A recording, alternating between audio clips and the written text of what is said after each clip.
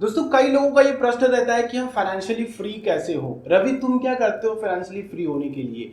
और साथ ही मैं आप लोगों को ये भी एक पॉइंट नोट करना चाहूंगा कि अगर आप लोगों के पास इमरजेंसी फंड है और दूसरा वहीं पे आप लोगों ने करोड़ों रुपए के फंड क्रिएट कर रखे हैं, करोड़ों रुपए के इन्वेस्टमेंट बना रखे हैं लॉन्ग टर्म्स के, या फिर आप लोगों को लगता है कि आप फाइनेंशियली काफी मजबूत हैं इस तरह के इन्वेस्टमेंट करके, तो मैं आप लोगों को बता दूं कि जिन्होंने अपने लिए इमरजेंसी फंड बना रखा है वो अपनी फाइनेंशियल कंडीशन में आपसे ज्यादा मजबूत हैं, ज्यादा स्टेबल हैं। वो कैसे मैं आप लोगों को आगे बताता हूं। साथ ही मैं आप लोगों को ये बताऊंगा कि आप लोग किस तरह से अपनी इमरजेंसी फंड को कैलकुलेट करेंगे, प्लस आप लोग अपने इमरजेंसी फंड की रेशियो को किस तरह से ध्यान में रखेंगे, प्लस आप लोगों के लिए 3 बेस्ट इन्वेस्टमेंट ऑप्शन बताऊंगा जो मैं खुद करता हूं अपने इमरजेंसी फंड के लिए और मैं उससे काफी अच्छे तरीके से सर्वाइव कर पाता हूं।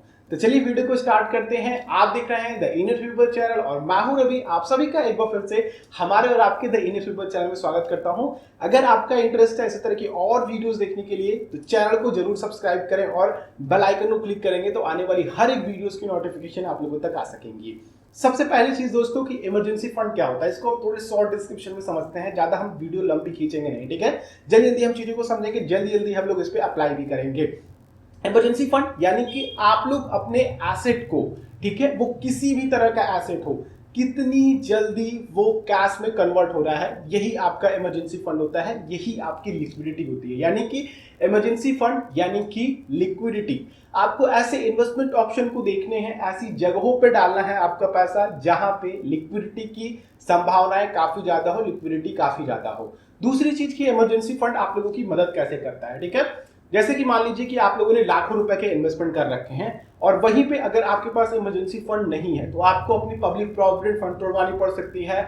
आपकी जो इक्विटी में म्यूचुअल फंड्स हैं उनको भी तोड़ना पड़ सकता है, उनकी सिप रोकनी पड़ सकती है, उनमें से पैसा विड्रॉ करने पड़ सकते हैं, टैक्सेस, एक्सिट लोड वगैरह ये सब आपको देना पड़ेगा। नेक्स्ट की आपकी जो भी गोल्स हैं, ठीक है, लॉन्ग टर्म के गोल्स हैं, जो भी आपके बच्चों की पढ़ाई के, आपके घर के सपने के, एक अच्छी कार खरीदने की, वो सारी धरी की धरी रह जाएंगी, वो एक्सटेंड होती जाएंगी हमेशा, ठीक है। आने वाले समय में फिर इस तरह की सिचुएशन आएगी, फिर आपकी वो चीजें एक्सटेंड होती जाएंगी, आप हमेशा परेशान रहेंगे अगर आपके पास इमरजेंसी फंड नहीं होगा। इमरजेंसी फंड क्रिएट करने का सबसे इजी तरीका मैं आप लोगों को बताता हूं। अगर आपके पास कोई भी इनकम है, ठीक है, आपके पास पैसे आ रहे हैं हर महीने, तो उसमें आप लोग अपना पैसा निकाल करके एक छोटा सा हिस्सा 0.1% या फिर 0.2%, अगर 10% रखते हैं तो बहुत ज्यादा ये हो जाती है। अगर आप 1% तक अपनी इनकम निकाल करके इमरजेंसी फंड में डालते हैं, यानी कि 100 रुपए कमा रहे हैं, 1 रुपया निकाल करके इमरजेंसी फंड में डालते हैं, तो धीरे धीरे आप लोगों का पैसा काफी बड़ा हो जाएगा और आप लोगों के इस तरह की फाइनेंशियल सिचुएशन में काम आएगा, इस तरह की फाइनेंशियल क्राइसिस में आप लोगों का काम आएगा। नेक्स्ट चीज कि आप लोग किस तरह से अपने लिए इमरजेंसी फंड क्रिएट कर सकते हैं। इमरजेंसी फंड क्रिएट करने के लिए सबसे पहले आप लोगों को यह सोचना है कि आप लोगों का महीने का खर्चा कितना है। महीने का खर्चा क्या कैलकुलेट करेंगे आप लोग, जो मेन चीजें होती हैं जैसे कि आप लोगों की simple utility bills like electricity bill, आप लोगों का वाटर बिल, हाउस टैक्सेस और वगैरह वगैरह जो भी टैक्सेस होते हैं, जो भी ईएमआईज आपके अकाउंट से जा रही हैं, वो सब आपको पता होना चाहिए, ठीक है। वो सब कैलकुलेट करके रखिए। आपके राशन का खर्चा, आपके घर पे जो अखबार आ रहा है, जो दूध आ रहा है, जो भी चीजें आप लोगों की फिक्स्ड आउटगोइंग इनकम है, उनको आप कैलकुलेट करके रख लीजिए। मान लीजिए कि 20,000 रुपए आप लोगों का फिक्स्ड आउटगोइंग इनकम आ रही है जो आप लोगों को हर महीने पे करना ही है, चाहे वो इंश्योरेंसेस हो या फिर किसी भी तरह से, ठीक है।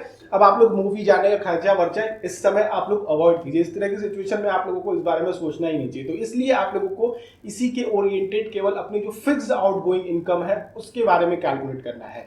अब यहाँ पे जो आप लोगों को रेशियो निकालना है, कम से कम कहते हैं लोग कि 6 महीने का, और मैं आप लोगों को कहता हूं कि आप कम से कम 10 महीने का इमरजेंसी फंड क्रिएट करके रखें, जिससे कि आप लोग फाइनेंशियली काफी अच्छे से मजबूत हो पाए। या तो आप लोग इस तरह से कर सकते हैं कि जब तक आप लोगों का 10 महीने तक का इमरजेंसी फंड क्रिएट नहीं होता है तब तक आप लोग थोड़ा सा अमाउंट ऑफ इन्वेस्टमेंट बढ़ा दें अपने इमरजेंसी फंड्स में, ठीक है। तो दोस्तों आप लोग किस तरह से कैलकुलेट करेंगे, मान लीजिए कि आप लोगों ने पैसा इकट्ठा कर लिया, ठीक है, धीरे धीरे इकट्ठा कर लिया, 1 लाख रुपए इकट्ठा कर लिया और आप लोगों ने 20,000 रुपए तक का महीने का खर्चा निकाला है। तो जो आप लोगों की एसेट क्वालिटी है या फिर कह लीजिए जो आप लोगों का सर्वाइवल रेशियो है वो आप लोगों का 5:1 होगा। यानी कि आप लोगों की जो फाइनेंशियल कंडीशन है, जो फाइनेंशियल सिचुएशन है, जो फाइनेंशियल क्राइसिस है आप लोगों के ऊपर जो आने वाली है, उसको आप लोग पूरे अच्छे तरीके से बीट कर जाएंगे, पूरे अच्छे तरीके से सर्वाइव कर जाएंगे। अगर आप लोगों का रेशियो 5:1 का आ रहा है तो आप लोग बिल्कुल सही तरीके से अपना इन्वेस्टमेंट कर रहे हैं। अगर इससे कम आ रहा है तो आप लोगों को थोड़ा सा सोचने की जरूरत है और अपने इन्वेस्टमेंट को इमरजेंसी फंड की तरफ झुकाने की जरूरत है। अब जो आखिरी इस वीडियो का टॉपिक है कि आप लोगों के लिए 3 बेस्ट इन्वेस्टमेंट ऑप्शन जो मैं पर्सनली करता हूं और मैं आप लोगों को रिकमेंड क्यों करता हूं, सबसे पहले ये समझिए। सबसे पहले तो आप लोगों की जो भी सैलरी आ रही है, जो भी आपके सैलरीड अकाउंट में आ रही है, उसके बियॉन्ड आप एक सेविंग अकाउंट खुलवा लें, ठीक है।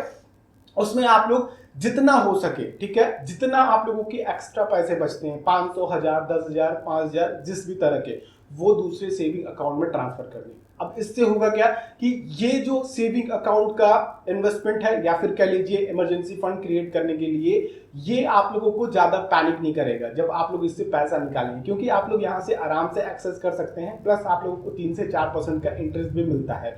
तो कुल मिलाकर के आप लोगों के लिए सबसे चीपेस्ट या फिर कह लीजिए बेस्ट इमरजेंसी फंड क्रिएट करने के लिए है, जो आप लोगों के लिए तुरंत आप लोगों का एसेट आप लोगों को कैश में कन्वर्ट करके देगी, वो है आप लोगों का सेविंग अकाउंट। तो एक सेविंग अकाउंट आप जरूर खुलवा लीजिए कहीं दूसरे बैंक में, और उसमें आप लोग हर महीने कुछ ना कुछ पैसा ट्रांसफर कर दे जब तक आप लोगों का रेशियो कंप्लीट नहीं होता 6:1 का या फिर 5:1 का, ठीक है। दूसरा जो मुझे बेस्ट ऑप्शन लगता है वो है फिक्स्ड डिपॉजिट। फिक्स डिपॉजिट ये दोस्तों अगर आप लोग ऑनलाइन बैंकिंग के माध्यम से खुलवाते हैं तो आप लोगों के लिए काफी इजी हो जाता है उसको कन्वर्ट करना कैश में। तो अगर आपके पास फिक्स डिपॉजिट है तो आप लोग ये कोशिश कीजिए कि आप लोग उसको 6 महीने या फिर साल भर का खोलें, ठीक है। 6 महीने साल भर का मैं इसलिए कह रहा हूं क्योंकि देखिए अगर आप फिक्स डिपॉजिट लॉन्ग टर्म्स के लिए खोलते हैं तो वहां पे आप लोग अगर इमरजेंसी मान लीजिए 6 महीने बाद इमरजेंसी आती है, 1 साल बाद इमरजेंसी आती है, तो आप जब वहां से पैसे निकालोगे तो आपको इंटरेस्ट पे पेनल्टीज देनी पड़ती हैं, ठीक है। तो अगर इस तरह की सिचुएशन नहीं आती है तो आप उसको हमेशा रिन्यू पे डाल के रखें। 6 महीने 1 साल का खुलवा लो, उसको रिन्यू पे कर दो, जब भी वो मिच्योर होगा दोबारा से रिन्यू हो जाएगा अपने इंटरेस्ट के साथ। तो इस तरह से आपका पैसा भी कंपाउंड हो रहा है, प्लस आपका इमरजेंसी फंड अच्छी तरीके से लिक्विडिटी के साथ बना हुआ है। ये 2 ऑप्शन जो मैं पर्सनली फर्स्ट 2 स्टेज पे रखता हूं। तीसरा ऑप्शन लिक्विडिटी के लिए वो है शॉर्ट टर्म्स के लिक्विड फंड, ठीक है। आप लोग म्यूचुअल फंड्स की तरफ जा सकते हो। जो लोग म्यूचुअल फंड्स की तरफ नहीं जाना चाहते हैं वो इन 2 चीजों को रखें अपने पास। ये काफी ज्यादा लिक्विड है और इनमें आप लोगों को चार्जेस बिल्कुल लेंगे, ये समझ लो, ठीक है। तो यहां पे आप लोगों को क्रिएट करने के लिए क्या करना होगा, आप डिमेट अकाउंट क्रिएट कर लीजिए, ठीक है, या फिर कॉइन, या फिर आप लोग कह लीजिए कि कोई भी जो एप्लीकेशंस हैं जहां पे आप लोग म्यूचुअल फंड में इन्वेस्टमेंट कर सकते हैं। उसमें आप लोगों को ओवरनाइट फंड्स मिलते हैं, लिक्विड फंड्स मिलते हैं, उनमें आप अपना पैसा डाल सकते हैं। 1 दिन में आप लोगों को पैसा मिल जाता है, ठीक है। तुरंत पैसा आप लोगों के अकाउंट में नहीं आता है, लेकिन लिक्विडिटी के मामले में ये बेस्ट ऑप्शंस होते हैं और सेफ भी होते हैं। आप लोगों को अच्छे रिटर्न दिला देंगे फिक्स डिपॉजिट और सेविंग। अगर आप लोग अपने इमरजेंसी फंड से थोड़ा रिटर्न भी निकालना चाहते हैं तो लिक्विड फंड्स की तरफ जा सकते हैं। अगर आप लोग थोड़ा से रिटर्न से खुद लाइक फिक्स डिपॉजिट से आप लोग जा सकते हैं, उसमें आप लोगों को 5 से 6% का 6 महीने 1 साल भर का रिटर्न मिलता है। और सेविंग अकाउंट के लिए आप लोगों की लिक्विडिटी काफी ज्यादा है लेकिन आप लोगों का इंटरेस्ट रेट कम है। तो आप लोगों को ज्यादा रिटर्न निकालने की कोशिश नहीं करनी है अपने लिक्विड फंड से, या फिर कह लीजिए कि अपने जो भी इमरजेंसी फंड क्रिएट करें। तो ये है पूरी प्लानिंग जो आप लोग ध्यान में रखेंगे। पूरा कंक्लूजन क्या है इस वीडियो का एक बार समराइज कर दूं मैं आप लोगों के सामने कि आप लोगों को अपने लिए एक इमरजेंसी फंड क्रिएट करना है। इमरजेंसी फंड का रेशियो होना चाहिए 6:1 का मिनिमम। बाकी अगर आपका 5:1 का भी है तो आप सही फाइनेंशियल कंडीशन में है।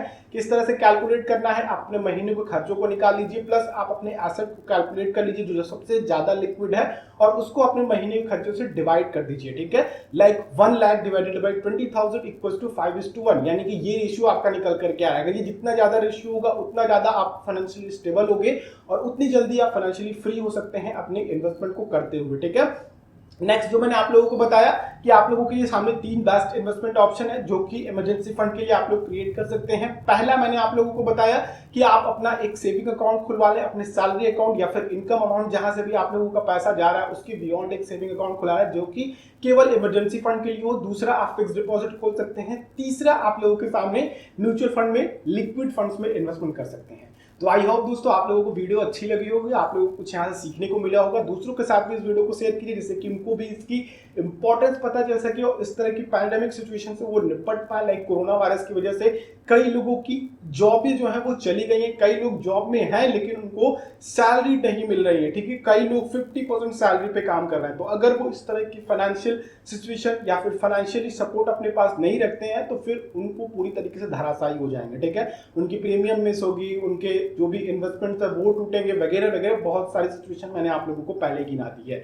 तो चलिए हम लोग नेक्स्ट वीडियो मिलते हैं। चैनल पर नए हैं सब्सक्राइब जरूर कीजिएगा, इस तरह की मैं वीडियोस आप लोगों के लिए लाता रहता हूं और बेल आइकन को क्लिक करेंगे तो आने वाली वीडियोस की नोटिफिकेशन आ सकेंगे। हम लोग नेक्स्ट वीडियो मिलते हैं। आप लोगों का दिन शुभ हो। जय हिंद।